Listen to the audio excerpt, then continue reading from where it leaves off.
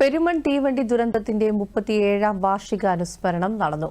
പെരുമൺ തീവണ്ടി ദുരന്ത അനുസ്മരണ സമിതിയുടെ ആഭിമുഖ്യത്തിൽ സംഘടിപ്പിച്ച പരിപാടി NK പ്രേമചന്ദ്രൻ MP ഉദ്ഘാടനം ചെയ്തു.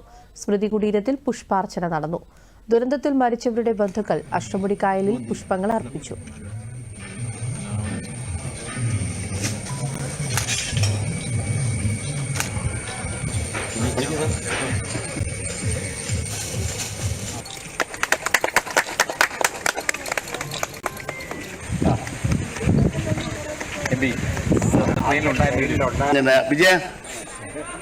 നാടിനെ നടുക്കിയ ഏറ്റവും വലിയ ട്രെയിൻ ദുരന്തങ്ങളിൽ ഒന്നായിരുന്നു പെരുമൺ റെയിൽ ദുരന്തം.